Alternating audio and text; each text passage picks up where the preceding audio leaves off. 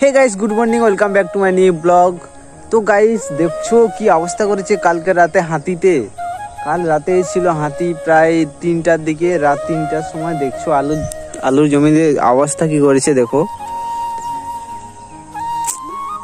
অবস্থা দেখছো, মানে চাষির উপর কি হারে প্রভাবটা পড়বে ভাবো একবার।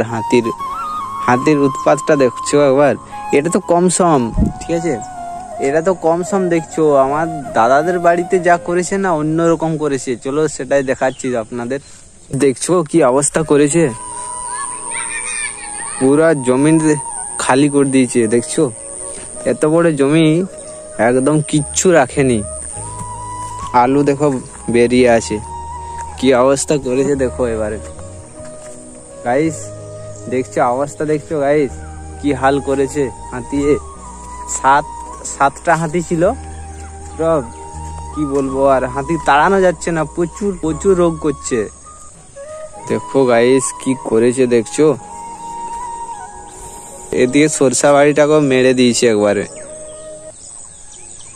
কি অবস্থা করেছে। তো গাইস আলুর সাইজটা ঠিক এরকম হয়েছে। আলুর সাইজটা আরো বড় হবে, এরকম বড় বড় হতো, কিন্তু তার আগে হাতি খতম করে দিয়েছে, পুরো জমি খালি করে দিয়েছে একবারে। আলুর কোনো গাছ নাই দেখছো। তো গাইস হাতিকে টেকানোর জন্য আমরা এখন তারের ঘেরা দেবো।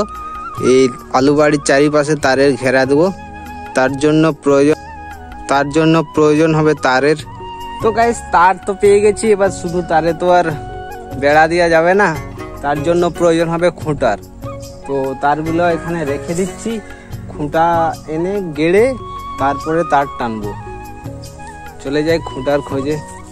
তো গাইস খুঁটি আমার রেডি আছে, এগুলাকে নিয়ে যাই জমিনে।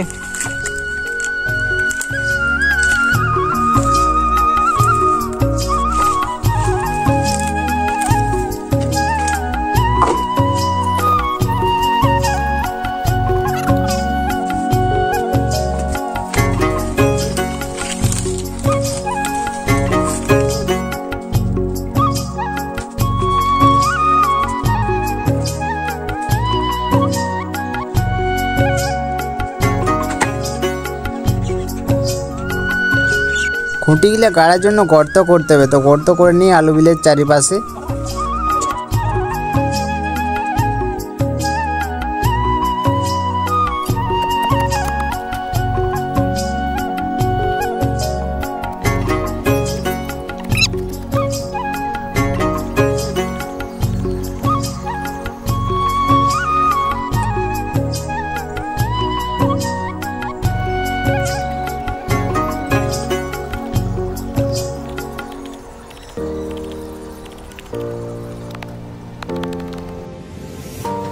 তো গাইস অনেক কষ্টের পরে আমার গর্ত করা কমপ্লিট হলো।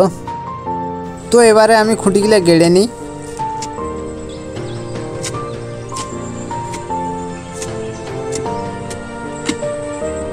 তো গাইস খুঁটি গাড়া আমার কমপ্লিট হয়ে গেছে।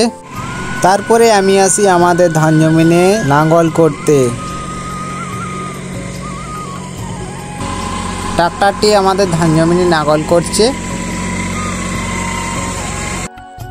তো গাইস এই পাশ দিয়ে ট্রাক্টরটি নাগল করে বেরিয়েছে, তাই আমি মাটি চাপিয়ে লেভেল করে দিচ্ছি আটটি, যাতে জল বেরিয়ে না যায়, তাই আমি ভালো করে মাটি দিয়ে দিচ্ছি। আর এই দেখো গাইস আমাদের ধান গাছগুলি কত বড় হয়ে গেছে। আমাদের ধান গাছগুলি কিন্তু খুব ভালো আছে, কোনো রোগ হয়নি, খুব সুন্দর হয়েছে। এবারে এগুলো উঠিয়ে লাগালেই হবে। তো গাইস আমাদের ধান জমিনের কাজ তো হলো, কিন্তু আসল কাজ তো বাকি রয়েছে, আলু জমির কাজ। তো গাইস তার টানার কাজটি বাকি রয়েছে। তো গাইস এবার তার খাটাবো। তারকে স্নানটা করলি, সূর্য দেখো প্রায় চলেই গেছে, সন্ধ্যা প্রায় হয়ে আসছে। সন্ধ্যা হয়ে আসছে কি হয়েই গেছে, তো স্নান করা হয়নি। এই তার খাটানোর চক্করে স্নানটা করলি, তারপরে তার খাটাবো। তো গাইস স্নান খাওয়া দাওয়া করে চলে এসছি এখন আবার তার টানতে। দেখো তারগুলো টানা হচ্ছে,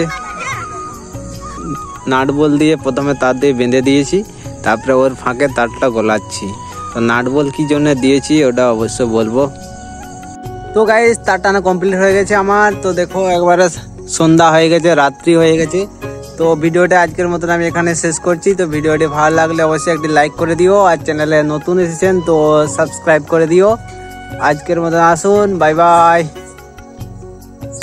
আর গাইস রাতে যদি হাতি আসে অবশ্যই আপনাদের দেখাবো।